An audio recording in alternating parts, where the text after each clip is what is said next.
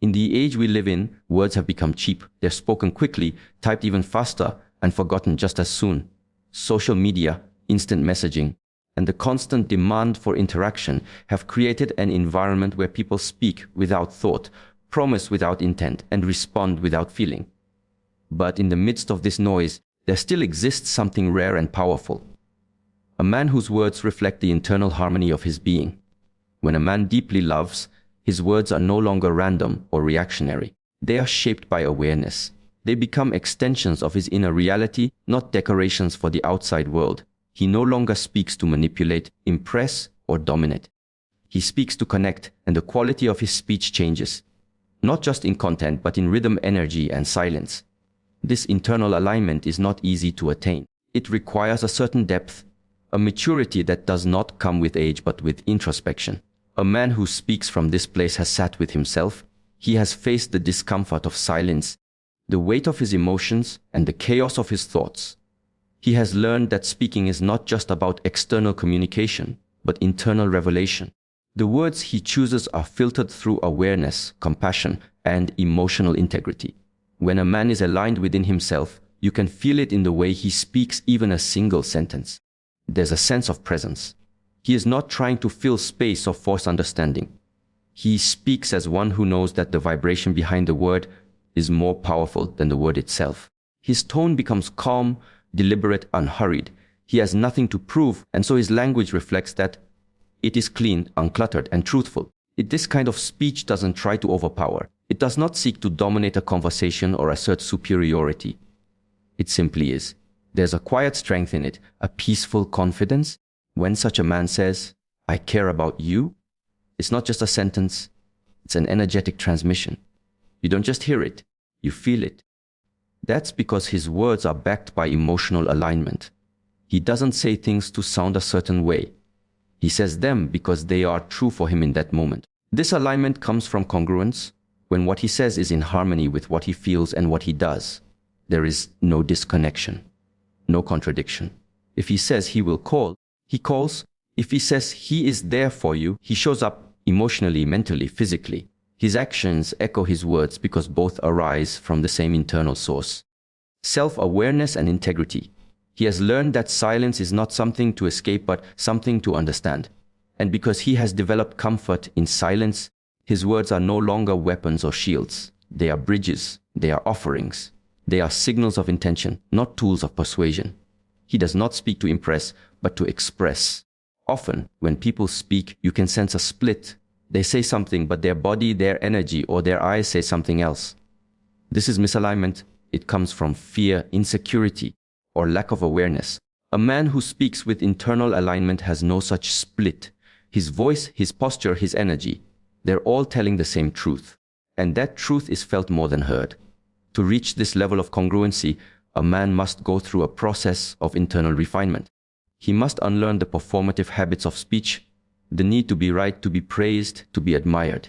He must confront his own emotional distortions, his tendency to avoid vulnerability, his fear of being seen as weak. This is not an easy journey, but it is a necessary one if his words are to carry real weight. When a man deeply loves someone, he becomes aware that his words have impact. He no longer speaks carelessly because he understands that words can build or break. He becomes more intentional with his language, not out of caution, but out of respect. He knows that every sentence holds the potential to either bring closeness or create distance. And so he speaks slowly, honestly, sometimes even silently, when silence is the more truthful expression. This is why, in love, a man who is aligned does not always speak first, nor most. He listens. He observes. He allows space for emotion to settle before trying to label it with language. He understands that love is not a performance. It is a frequency. And words, when spoken from true alignment, carry that frequency clearly. They do not need embellishment. They do not need validation. They carry their own power because they come from a place of inner clarity. He also knows that sometimes the most loving thing he can say is simple. I'm here. I see you. I understand. These are not poetic statements meant to stir emotions. They are reflections of his internal stillness, his willingness to meet you where you are, not where he wishes you to be. This is the gift of internal alignment. His words are not reactionary, but responsive. He is not projecting his fear or his past. He is speaking from his presence from now. In relationships, this kind of speech builds trust. It creates safety.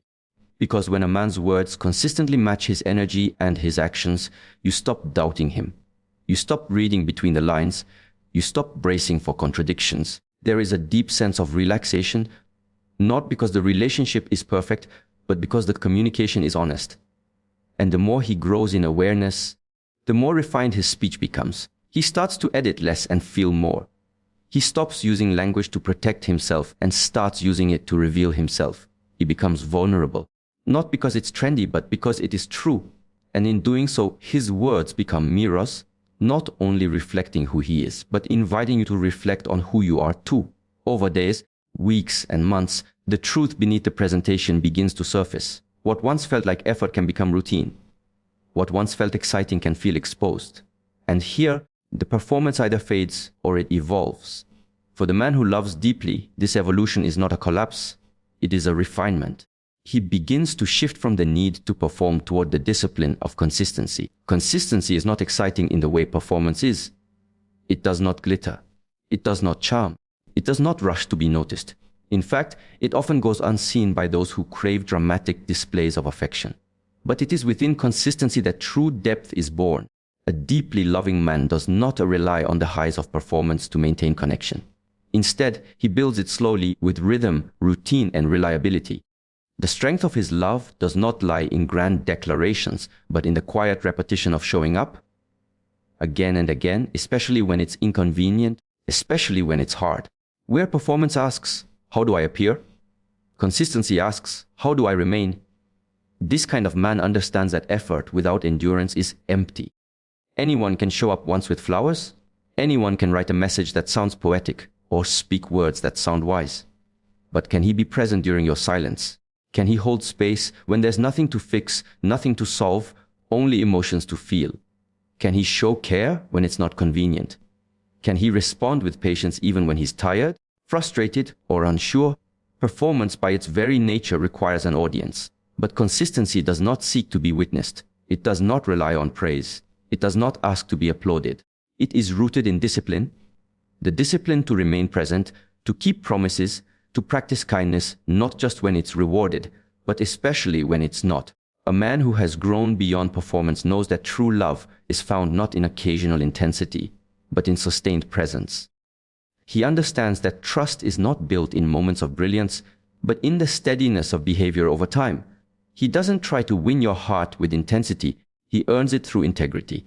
This does not mean he becomes boring, it means he becomes stable. And in a world addicted to unpredictability, emotional chaos, and fast feelings, stability is one of the most courageous things a man can offer. Because it means he has taken responsibility, not just for his emotions, but for the way they impact yours. He does not let moods dictate his treatment of you. He does not disappear when things get hard, only to return when the energy is light again. He stays. And when he stays, he learns. He observes, he adjusts, he grows. Performance often hides behind ideal conditions. The lighting must be right. The conversation must be pleasant. The timing must be perfect. But consistency reveals itself when the conditions are not ideal, when the situation is messy, when emotions are raw, when routine sets in. It is here, in the mundane and the uncomfortable, that love either withers or matures. And the man who loves deeply does not fear this terrain. He embraces it. Consistency is not an act, it's a rhythm. It's the daily check-in.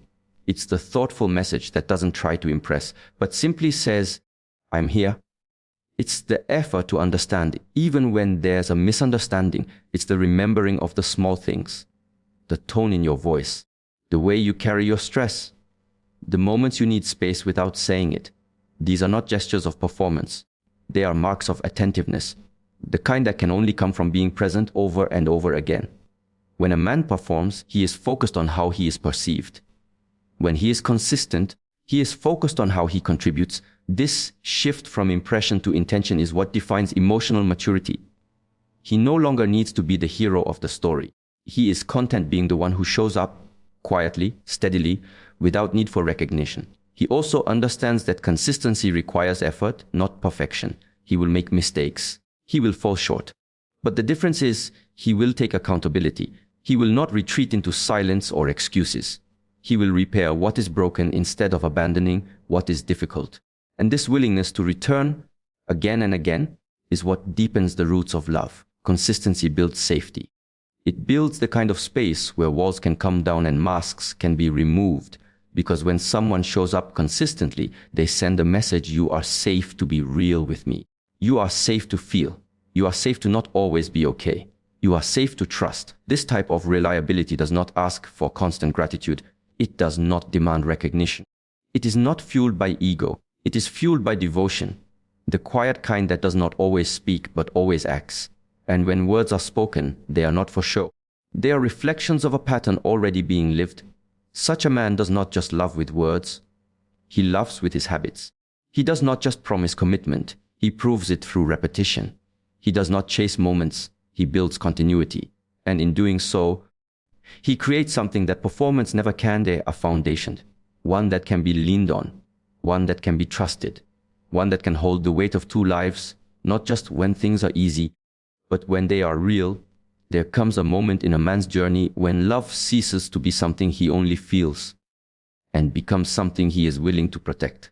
Not protect as in control, not protect as in possess, but protect as in preserve, to guard, to stand beside, not above, to hold space for something sacred, fragile, and deeply alive, even if it does not belong to him. In the early stages of connection, protection is often misunderstood.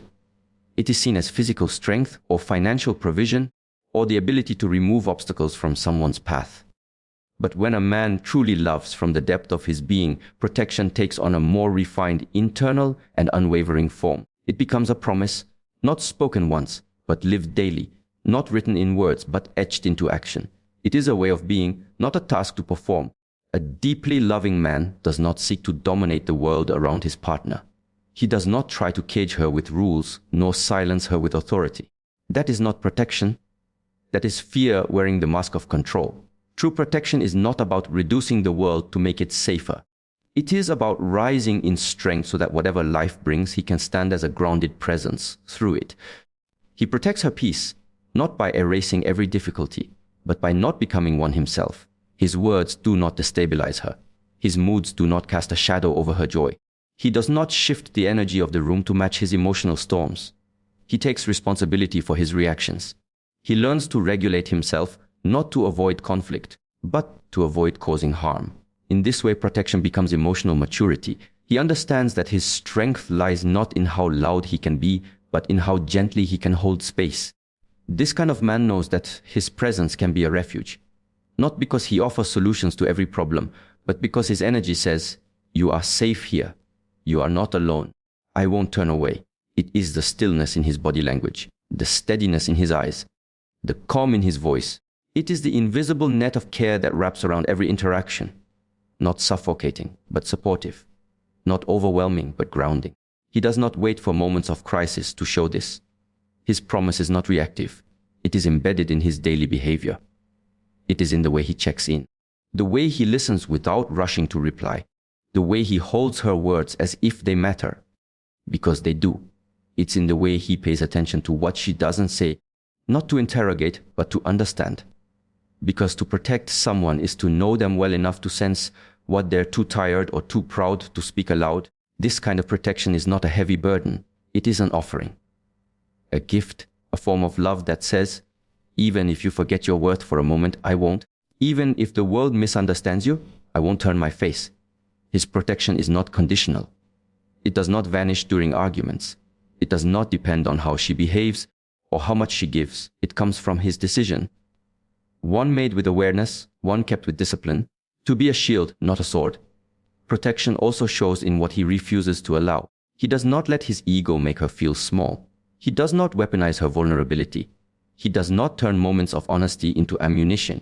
He does not mock, belittle, or dismiss, because he knows that words, once spoken, cannot be unspoken.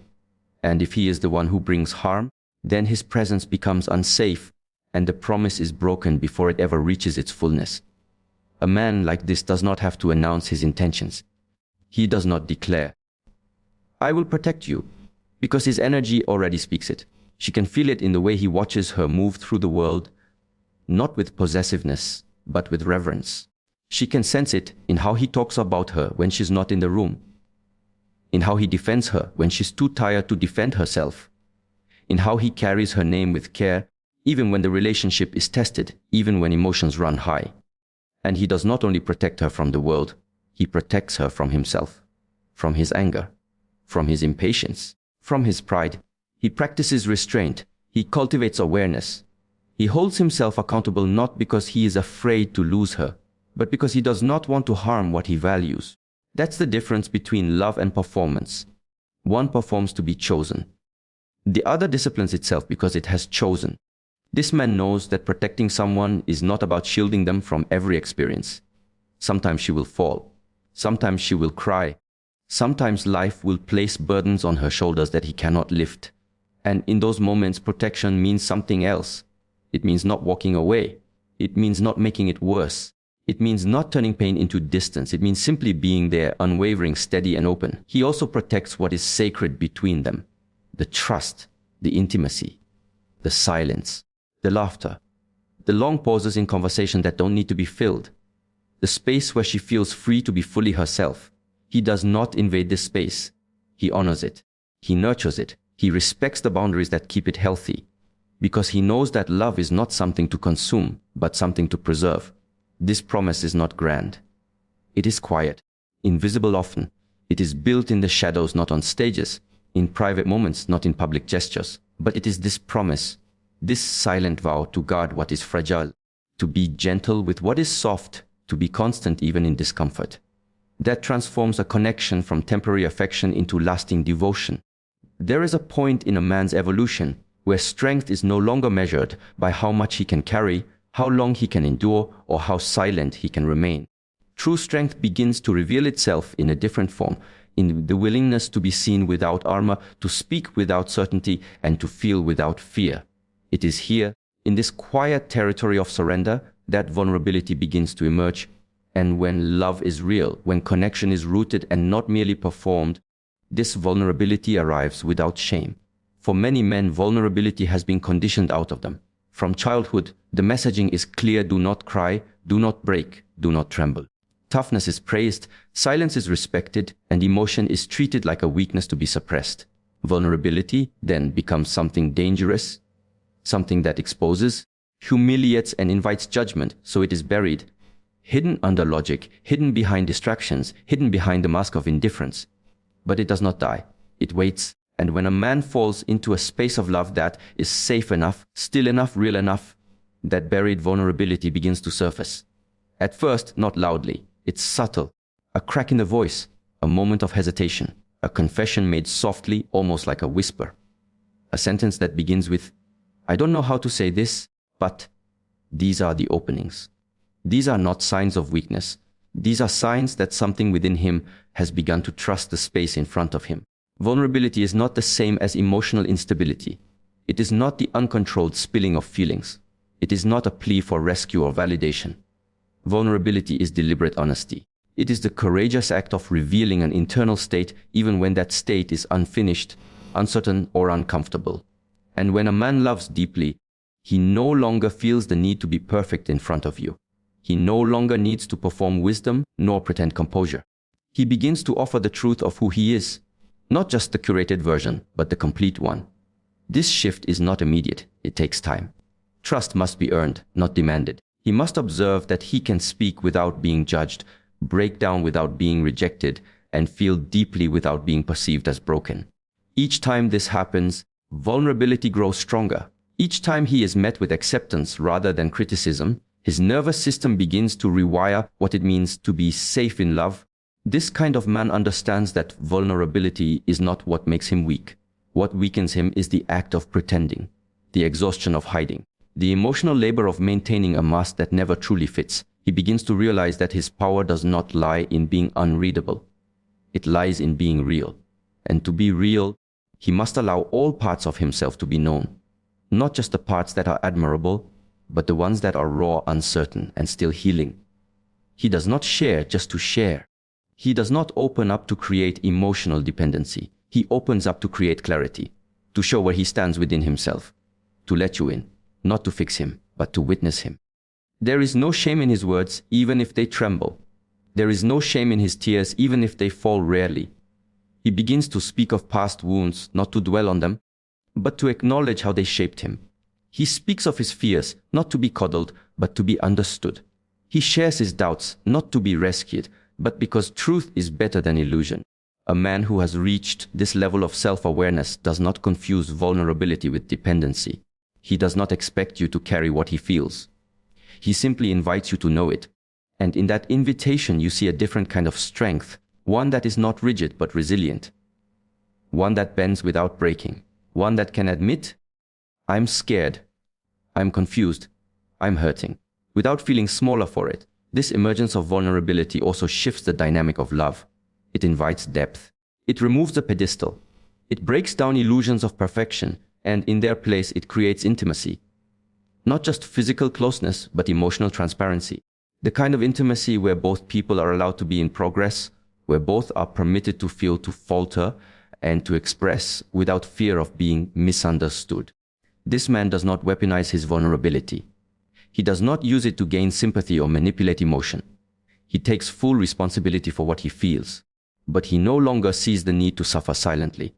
He recognizes that sharing is not a demand for solution. It is a form of connection. It is a message that says, I trust you enough to let you see this part of me. Shame begins to dissolve not because he is told to be a man, but because he is allowed to be human. And in this humanity, he discovers a kind of peace that performance could never offer. He no longer has to be the strongest, the smartest, the most in control. He just has to be present. And in that presence, in that soft revelation of truth, love finds space to breathe. He is no longer afraid of silence after his vulnerability is spoken. He does not fear rejection because he has already chosen to stop rejecting himself. What once felt like exposure now feels like expression. What once required armor now requires honesty. And in this space, his soul begins to relax. He learns to say things he never said before. Not dramatic confessions, but quiet truths. I need some time. That reminded me of something painful. I don't have the answer right now. Can we sit in this, even if we don't fix it? These words do not diminish his masculinity. They expand it. They deepen it. They allow for nuance, for emotion, for presence beyond performance. Vulnerability, when it emerges without shame, becomes a sacred bridge between souls. Not because it solves anything, but because it reveals everything that matters. And in the presence of love that is real, a man no longer needs to hide what hurts in order to be worthy of being held. In the early stages of attraction, love is often framed around you. Who you are, how you look, what you bring, how you make someone feel. There is a natural curiosity, even fascination, in observing another person's world, their habits, their humor, their wounds, their ambitions, their stillness and their storms. But in that stage, love is still mostly external. It is about the other, you, and how they fit into the picture we have in our own mind. But as connection deepens, as time stretches and layers unfold, something subtle begins to happen. The language starts to shift. The orientation of the heart adjusts. And suddenly, it is no longer just about you. It is about us. The distance between you and I begins to dissolve. The separation that once felt safe or necessary begins to feel incomplete. And without forcing it, without even realizing it at times, the language of love evolves. You becomes we. This shift is not just linguistic, it is energetic, emotional. It's the difference between observation and participation, between admiration and involvement, between seeing someone from a distance and stepping beside them in the depth of their experience. When a man truly loves, when that love is rooted in presence, clarity, and alignment, he stops relating to his partner as an external figure. He stops keeping score, stops measuring the distance, stops operating from a place of separation. Instead, his language and mindset begin to reflect unity. The kind of unity that doesn't mean losing the self, but expanding it. The I that once moved independently begins to make decisions with another soul in mind. Not because he has to, but because he wants to. Because it feels natural. This where is not performative. It is not about codependence. It is not a disguised way of control. It is a signal that a deeper connection has taken root. One where presence is shared, where plans are considered together, where futures are shaped with two voices instead of one. It shows up in small ways first. What do we need this weekend? Where should we go? How do we handle this? These questions seem ordinary, but they carry extraordinary significance because they reflect a heart that no longer lives only in self-interest. To say where is to recognize that life is no longer navigated alone, that decisions affect more than one, that choices ripple, that emotions are not individual experiences, but shared fields of energy that touch both people in the space between them. This awareness leads to something deeper: responsibility. Not obligation, not burden, but sacred responsibility. The willingness to take care of the connection as if it were its own living thing. A man who has shifted into this mindset no longer asks, "What do I want?" without also asking, "How does this affect us?" He no longer moves through life thinking only in terms of personal gain. He begins to weigh emotional costs, shared impact, future implications, because his love is no longer isolated. It is integrated. It lives not only in his heart, but in the bond he's chosen to protect and nourish. This change also reveals itself during times of difficulty, when the relationship is tested through distance, disagreement, or disruption. The man rooted in love will not resort to individualism. He will not turn every conversation into "you vs me." He will not weaponize detachment or retreat into selfish silence. Instead, he will return to the we, to the reminder that the relationship is not a battleground but a shared space. That conflict is not about winning but understanding. That we are going through something, and therefore we must find a way through it. In this context, we becomes a stabilizing force, a foundation, a lens that transforms the way both people experience challenges. Because when two people stop viewing each other as separate and start navigating life as a unit, even the most difficult situations lose their sharpest edge. The fear of abandonment begins to soften. The instinct to defend starts to fade, and in its place, cooperation emerges. Patience grows. Humility deepens. This shift also shows up in dreams, in planning, in future visions. The man who says, "where," when speaking of next year or 5 years from now, is not trying to trap or impress. He is revealing that in his inner world, you are no longer an addition. You are a part of the architecture. He sees the future not as something to conquer alone, but something to build together, not just side by side, but intertwined. And yet, this where does not erase individuality. It does not demand sameness. A healthy where is not born by losing identity. It is created when two full selves choose to walk together without dissolving into each other. Each person remains responsible for their inner world. Each continues to grow, to evolve, to express. But the where becomes the space where those differences are held with respect, where conflict becomes dialogue, and where silence becomes shared rest instead of distance. The man who truly understands this shift does not say where to sound committed. He lives as where because his soul has expanded to include another's well-being. He begins to feel her joy as his joy, her pain as something to tend to, not avoid. He doesn't absorb it, doesn't try to fix or override it. He simply does not move through it as if he is unaffected. He knows now that love is not about existing beside each other, but within something together. Even in the smallest details of life, this energy is present. Whether deciding how to spend an evening or how to support one another through stress, the thought process is no longer isolated. He is no longer asking only, "What do I need today?" but "What do we need?" And even more deeply, "How can I support what we are creating together?" This is a man who no longer fears vulnerability because he no longer fears togetherness. He does not retreat into self-preservation at the first sign of tension. He does not use independence as a shield. He does not confuse love with sacrifice or togetherness with loss. He knows that in a real union, where is not a restriction. It is an expansion of what it means to live, to love, and to move through the world with intention. Words, when spoken without awareness, are merely sounds. They come and go, echo briefly, and then disappear into silence. But when words are backed by intention, true, clear, conscious intention, they stop being noise and begin to carry weight. They become more than communication. They become direction, energy, and presence. A man who speaks with intention does not speak to be heard. He speaks to align his thoughts with his emotions, to align his truth with his timing, to align his words with his actions.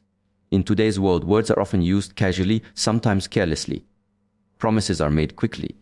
Affection is expressed without depth.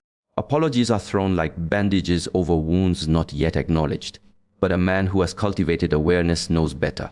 He knows that the spoken word is not a tool to manipulate outcomes, but a reflection of his internal condition. He knows that speaking from a fragmented place creates misunderstanding, while speaking from clarity creates connection. When a man deeply loves, his relationship with language shifts. He no longer talks just to fill silence. He no longer rushes to respond just to be right or validated. Instead, he slows down. He becomes deliberate. His words begin to mirror what he feels, not what he thinks he should feel. His tone no longer carries the sharpness of impatience or the dullness of disinterest. Instead, every sentence, every phrase, every simple yes or no comes from a place of conscious intention. This is not performance. This is not an act designed to impress or convince. It is simply presence expressed through speech. And presence, when grounded, is powerful without being loud. A man who speaks with intention does not raise his voice to assert himself. He allows the weight of his words to carry the message. He knows that truth, when spoken clearly, does not require force. This kind of man chooses his words the way a monk chooses his steps on sacred ground, slowly, respectfully, without waste. He understands that words create reality, that what he says about himself becomes how he sees himself, that what he speaks over another person becomes something they may carry. And because he carries this awareness, he does not say things he does not mean. He does not use language as a weapon or a defense. He speaks to connect, not to conquer. In love, this awareness becomes even more visible. His words are no longer reactive. He does not say things in anger that he will later regret. He does not resort to silence as a punishment, nor sarcasm as a substitute for honesty. He speaks what is true for him in that moment, and he speaks it with care, not to protect his ego, but to honor the relationship. He might say, "I don't know how to explain what I'm feeling right now, but I want to try." Or, "What you said hurt me, and I want to understand it rather than walk away from it." These are not rehearsed lines. These are words shaped by the intention to grow, to heal, to build rather than destroy. His language becomes a tool for understanding, not just expression. Intention also reveals itself in how he listens, because to speak with intention requires that he first listens with presence. Not just listening to respond, but listening to absorb, to feel, to honor the other person's experience. His silence between words is not disinterest. It is space. Space for meaning to emerge, space for emotion to settle, space for clarity to rise. When he says, "I love you," it is not because the timing feels right or because it's expected. It's because he has felt the depth of those words, examined their meaning, and chosen them deliberately. When he says, "I'm sorry," it is not to end an argument. It is to take responsibility for the impact of his actions. When he says, "I understand," it is not to dismiss further conversation. It is to let you know that your experience has landed in him. The consistency between his intention and his words creates something rare: trust. You begin to trust what he says, not because he always says the right thing, but because what he says matches what he means. There is no double meaning, no guessing, no second guessing. His speech becomes clean, not sanitized or perfect, but pure in the sense that it is free of manipulation, deceit, or avoidance. He knows that sometimes the most loving thing he can say is simple. "I'm here. Take your time. Tell me how you feel." These are not empty phrases. They are intentional doorways into presence. They invite the other person to step into a space where nothing is rushed, nothing is forced, and nothing is filtered beyond recognition. In conflict, his words are shaped not by the need to win, but by the desire to understand. He doesn't speak to punish or prove a point. He speaks to preserve clarity, to reduce confusion, to make meaning where emotion might otherwise cloud perception. Even when he is upset, even when emotion rises, he grounds himself before opening his mouth, because he knows that once words are spoken, they cannot be retrieved. They plant seeds, either of pain or of peace. His intention is not to be perfect, but to be aligned. And alignment does not mean always having the right words. It means having the honest words. It means speaking from the same place he lives. If his heart is heavy, he says so. If he needs space, he expresses that need without creating distance. If he doesn't have an answer, he offers his uncertainty without shame. Because even uncertainty, when spoken with intention, builds more connection than false certainty ever could. Over time, those who are close to him begin to sense the difference. They know that when he speaks, it matters, that he does not use words to decorate the air, that his speech is not for show. And so, his presence becomes a kind of refuge, not because he always says what others want to hear, but because what he says is always rooted in what is real, and what is real is always shaped, first and foremost, by his intention.